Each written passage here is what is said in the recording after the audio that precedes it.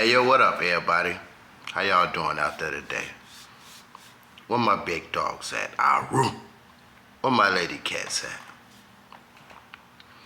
So look, you know me. I'm the leader of the MAP. What's the MAP? That's the movement Making American Peace. The name of the show over here is called Solutions, because I'm the solution dude. I got solutions. I got ideas. Sometimes I just like to start conversations. And improving human behavior. So look, on my last video, right? My last video is called That Click. And I asked a question, right? I said, what's that? Make a list of the things that you absolutely would not tolerate from anyone. And I gave y'all some time to think about it, right? So, what is those things on your list that you just will not tolerate from anyone? Now, I thought about a couple things myself. I came up with 3 things about myself that I realized that I don't tolerate from nobody. And it's not that I don't tolerate it, but I got a short tolerance, depending on who you are though. Because if you're not so close to me, then I have shorter patience.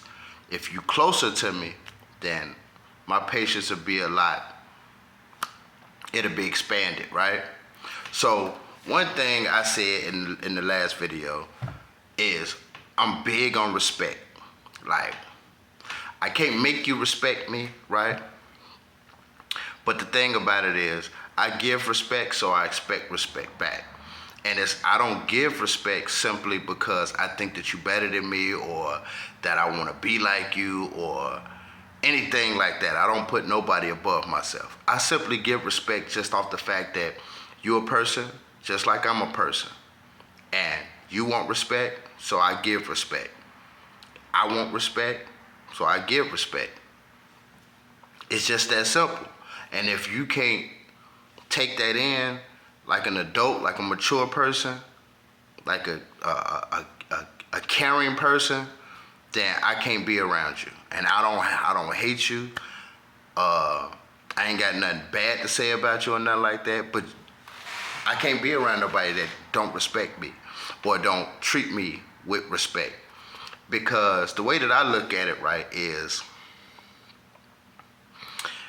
if I allow you to disrespect me, to me, I feel like I'm disrespecting myself by allowing you to disrespect me.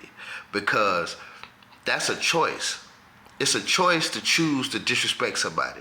It's a choice to choose to allow somebody to disrespect you. And you ain't gotta be the craziest person in the world. You ain't gotta be the biggest, baddest person in the world or none of that. But you can still choose to allow somebody to disrespect you or not allow somebody to disrespect you. And me, I mean, you know, I've gone through my life doing different things or whatever, you know, fighting and all that type of stuff. I've never been a big guy, so fighting ain't something that I'm really, you know, but I know what to do with these hands though. So, you know, it ain't something that I ran away from. It's just never been like my first option of what to do when I come across a situation like that. Especially, you know, it's levels to disrespect. You get what I'm saying? So respect is one of those things on the list for me that I'm real big on. Number 2 is I don't like repeating myself. Like, I noticed that about me, and I don't know if that's a petty thing or not, but that's just something about me. I do not like repeating myself. Now, in this world that you go in, like, you're gonna know that it's some things that you don't like that you still have to tolerate. You still have to learn how to adjust. It's still something in me, even when I know I have to do it, it's still something within me that's like, you get what I'm saying? Like, and depending on who it is though, you know, like if it's one of my kids, like it's still that tick. But, you know, I would know that I gotta do it and I can't have an attitude about it. If I'm like at work or I'm talking to, you know, somebody that I care about, somebody who I love, who's inside of my circle, you know, it's still that tick there, but it's like, So what I learned to do, my little trick that I learned to do, right, is if I have to repeat myself and it's somebody that I care about and I'm not going to respond in a negative way and start some type of chaos or something like that within people that I care about, right? So like, let's say, I say, hand me that right there. Can you hand me that book over there? And the person don't hear me. So I have to repeat myself, right? So my trick is I would word it differently. So it's not really like I'm repeating myself, but it's the same message. You get what I'm saying? So if I'm like, can you hand me that book over there? And the person didn't hear me. What you say? So I got to repeat it. I said, that book, could you hand it to me? Something like that. I switch the wording up so it'll make me feel a little better within myself. Little tricks you got to learn because you can't take these things out on other people. You got to learn how to adjust yourself. You got to learn how to, you got to learn how to be your own therapist sometimes and fix your own little problems that's within yourself. You get what I'm saying? And the third thing that I learned about myself is I don't like to be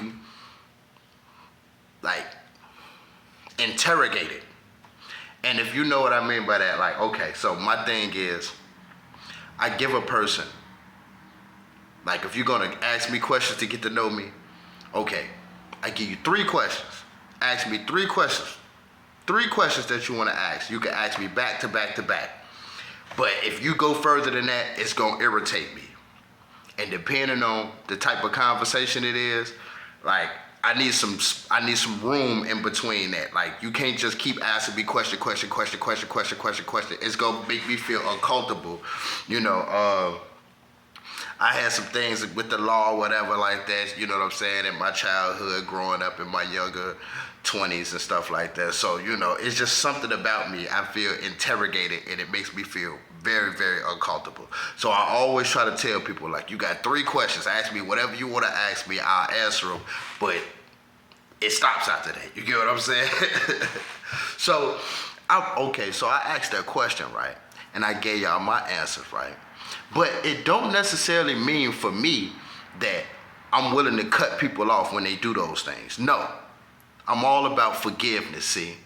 And I taught myself a few years back, I say about 10 years back, I learned that every single person in my life, family member, people who love me, people that I love, people that I met, people that I let in my circle, thought I was close with, every single person in my life has hurt me. And I probably caused some pain and hurt towards everybody too. Unintentionally because of the person that I am, but I learned that I've been hurt by pretty much everybody that I ever met in my whole life, like, let into my life. And so with me recognizing that, I had to ask myself a question. How do I decipher who I'm gonna forgive and who I'm not gonna forgive? Like, let's say, I'm close with this person and we get into a fight, right? And I'm close with this person and we get into a fight, right? Okay, how can I forgive this person but not forgive that person for the same thing, right? So that's the question I'm asking you. And them things on your list, how do you decipher who you gonna forgive and who you're not gonna forgive? Because everybody deserves forgiveness, right? Now, depending on that person is depending on if you forgive them and continue life with them. You get what I'm saying? But you can still forgive somebody even if you gotta cut them off. Okay, look, I gave you chance after chance, I can't tolerate it no more. But what if they, really ask for forgiveness and change their ways? What if it's somebody that's in your family? What if it's your child? What if it's your parent? Do you decide to not forgive them? Or are those people that you will forgive? So that's the question that I want to ask, right? So, okay, today's topic is opposites. So we know what opposites is, right? All right. I just want to throw a couple things out there, like up, down, right? That's the opposite of up. Like left, right, skinny, fat, tall, short, light, dark, big, small, rich, poor, pretty, ugly, on, off, in, out, a lot, a little, hot, cold, soft, hard, small, smart, stupid, right?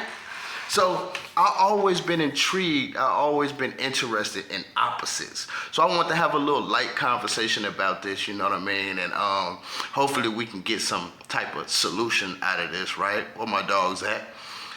And this is just a conversation that I want to have, and I want to see what type of feedback I get from the conversation from a conversation like this.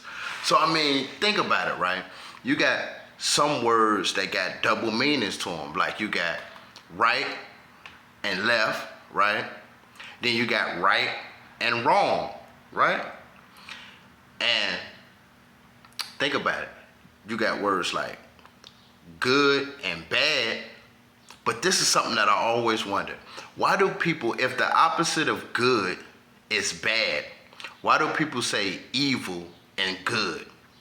So look, I came up with a word that's the opposite for evil that's not good. Because good, the opposite of good is bad. So the opposite of evil is righteous. Think about it. It's all in the Bible if you read the book, right? They talk about evil, they talk about the righteous, right? So evil and wicked is kind of the same but a little different. So the opposite of wicked would be holy. I don't know. What you think? I don't know. Just throwing it out there, you know what I'm saying? So you still got some words out there like real, fake, happy. What's the opposite of happy? Is it sad or is it mad? I don't know. Somebody let me know. So you got boy, girl, man, woman, husband, wife, brother, sister, son, daughter, right? So let's have a conversation about it. What y'all think about that? It's something that I've always been intrigued about, and it's something that I want to have a conversation about, see what y'all thought about it. So my thing about this is, right, I find that there's a lot of people out here that they act the opposite that they should. I don't know about y'all, and I'm not trying to come off like I got the answers to everything. I'm not trying to come off like I'm the smartest in the world or anything like that. I'm just saying this. You know what I'm about. So I started this movement. I'm trying to get some peace popping off in the world, right?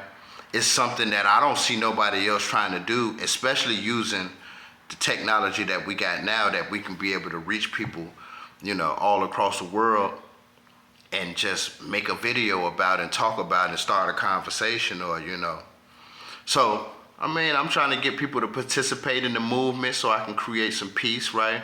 Because if you know like I know, it's way more bad in this world than it is good.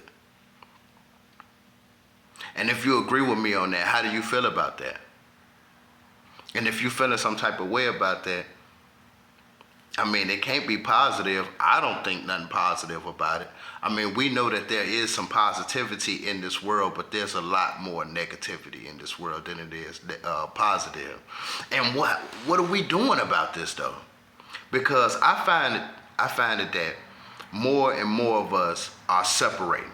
And you know me, I'm trying to create peace. I'm trying to do it in a way that I don't see nobody else doing. I give myself props for that.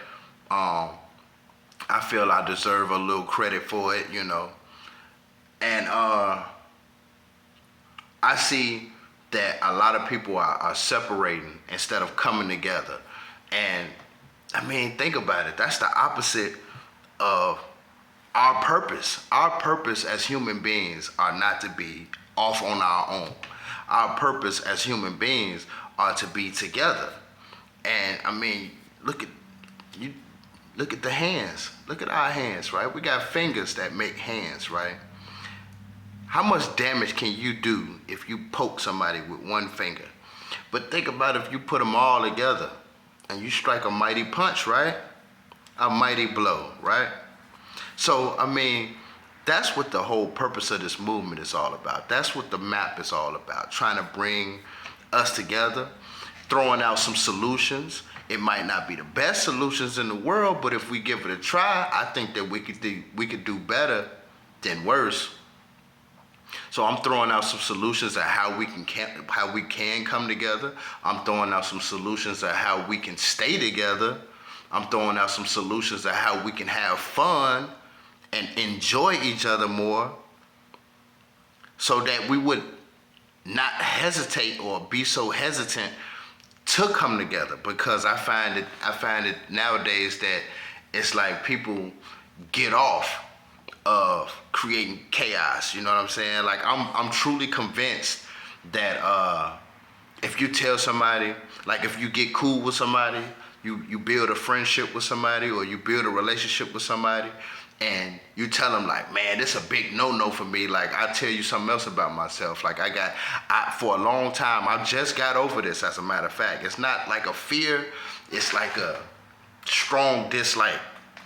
And I always had this dislike for knives. I could not be around knives. I had an incident with my mom a few times where she pulled knives on me. She put one in my neck before, and said she'd kill me. And I was just like, you know what? You brought me in this world, take me out of it. And I was ready to go. But I was traumatized from that. I was traumatized big time from that, to the point where I could not be around anyone if they was holding a knife. I could not use knives myself. And it took a strong toll on my life for about 15 to 20 years. I was like that. Like, I just got over this probably about 2-3 years ago, where I can use knives now, like real knives. And I remember one time I was with one of my baby mamas. It was like fresh in our relationship, and I told her that. I was like, you know, I'm cool on knives. Like, man, I got a thing about knives. Like, I'm cool. I'm straight on that. And I remember one of our first arguments that we had. What's the first thing she went and did? Run and grab a knife. And I'm just thinking to myself, like, we was at a point then where we was telling each other we love each other. You get what I'm saying? Like, I don't know, about 4-5 months went past, you know, so we was at the point where we was telling each other we love each other. And I'm thinking to myself, when she did that, like, why would that be the first thing she run and do when I tell her that's something I got something against? You know what I'm saying? And I mean, you got your answers or whatever, and I got my answers or whatever. But I just felt like, you know, for a person to say they love you, why would that be the first thing you do? And I'm convinced now that if you tell somebody your pet peeve, like things that you just will not tolerate, that's like letting them know, like, oh man, that's how I can trigger them. But why would you want to trigger somebody that you got a part of your life? Why would you want to trigger somebody that you love? Why would you want to trigger somebody that you invited into your life? Like, it makes no sense to me. So that's like the opposite of what we supposed to be doing. Like, you don't treat people that you love and care about and got a part of your life worse than you'll treat somebody who's not a part of your life and you don't love, right? So, I mean, I think that's some things that we should work on. Like, man, I think we should, you know, cherish people who we supposed to cherish. Like, the people who care about us is the people we supposed to care about back. The people who love us is the people we supposed to love back. Like, why do we go through all of this? And I'm not saying we, like me, I don't do that. Y'all do. But why do y'all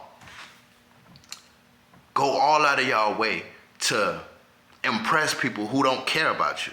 Why do y'all, I know people who would fight somebody if you say, like, one of their best rappers or their best basketball player or something like that ain't the best. He the best to you, but he ain't the best to me. But hold up, you just a fan.